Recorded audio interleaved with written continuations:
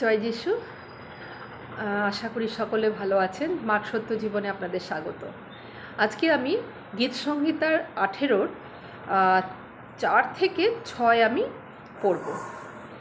আমি কীর্তনীয় সদাপ্রভুকে ডাকিব, এইরূপে আমার শত্রুগণ হইতে ত্রাণ পাইব।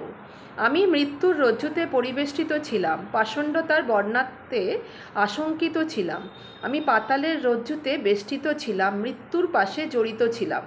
সংকটে আমি সদাপ্রভুকে ডাকলাম, আমার ঈশ্বরের উদ্দেশ্যে আর্তনাদ করিলাম। তিনি নিজ মন্দির হইতে আমার রব শুনিলেন, তাহার সম্মুখে আমার আর্তনাদ তাহার কর্ণে প্রবেশ করিল। আমেন। তো আমরা এখানে দেখছি, এখানে দাউদ যিনি লিখেছেন, উনি কিভাবে পরমেশ্বরের কথাকে বর্ণনা করছেন, নিজের কষ্টের কথাকে পরমেশ্বরকে উনি যখন জানিয়েছেন, কারণ উনি জানতেন যে পরমেশ্বর হচ্ছেন উদ্ধারকর্তা। উনি মানে বিপদের সময় একমাত্র সুপ্রাপ্য সহায়। অনেক সময় এরকম সিচুয়েশনে আমরা পড়ি যে আমাদের মনে হয় যে কেউ আমাদের বাঁচাতে পারবে না। এমনকি অনেক সময় আমরা ঈশ্বরকেও দোষী করতে শুরু করে দিই, বলতে থাকি যে আমার সিচুয়েশনের জন্য প্রভু তুমি কিছুতেই কিছু করছো না। এই জায়গায় কিন্তু দাউদ যখন মৃত্যুর রজ্জুতে মানে বেষ্টিত ছিল, তার এমন কোনো সমস্যা ছিল যে সমস্যাটাতে মৃত্যু পর্যন্ত তার হতে পারে, সেই সমস্যা থেকে কিন্তু পরমেশ্বর যে সুপ্রাপ্য সহায় আমাদের, যে আমাদের ভালোবাসে, যে আমাদের ঢাল, যে আমাদের মানে ঢালের মতো রক্ষা করছে, যে আমাদের জীবনের দুর্গ, যেখানে আমরা লুকাতে পারি, তার এমন একটা পক্ষ যার তলায় আমরা আশ্রয় নিতে পারি, সেই পরমেশ্বর তাকে কিন্তু ত্রাণ করলেন এবং আর্তনাদ শুনলেন এবং আর্তনাদ শুনে তাকে পরিত্রাণ করলেন। চলুন আমরা আজকে যারা এরকম পরিস্থিতির মধ্যে দিয়ে যাচ্ছি, যে বারে বারে পরিস্থিতি খারাপ হয়ে যাচ্ছে, আমাদের মনে হচ্ছে জীবনে আর কিছু হবে না, আমাদের ভবিষ্যৎ শেষ, আমাদের ছেলে মেয়ের ভবিষ্যৎ শেষ, আমাদের শেষ জীবন, আমাদের হয়তো কেউ হয়তো ভাবছে আমার চাকরি নেই, আমার কি হবে, কেউ হয়তো ভাবছে যে আমার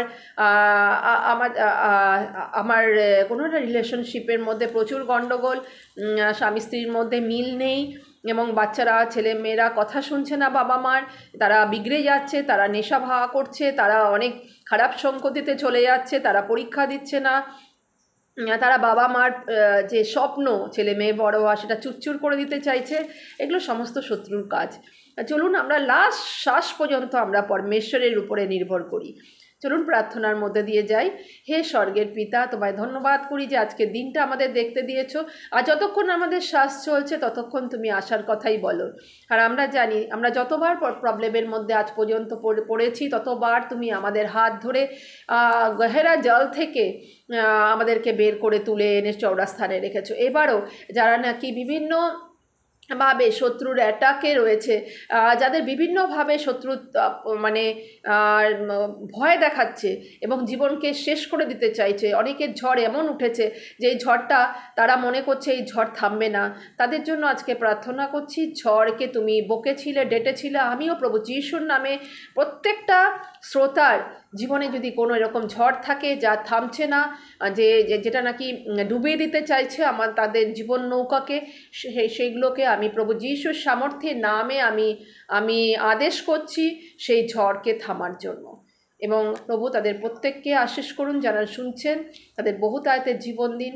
আর প্রভু আমরা যেন শুধুমাত্র কিছু কারণে কিছু পাওয়ার আশাতে তোমার কাছে না আসি, আমরা যেন অনন্ত জীবন পাওয়ার আশাতে আসি, আর তুমি কে সেটা জানার জন্য আসি। প্রভু যিশুর সামর্থ্যের নামে প্রার্থনা করলাম, শুনে নাও পিতা, আমেন।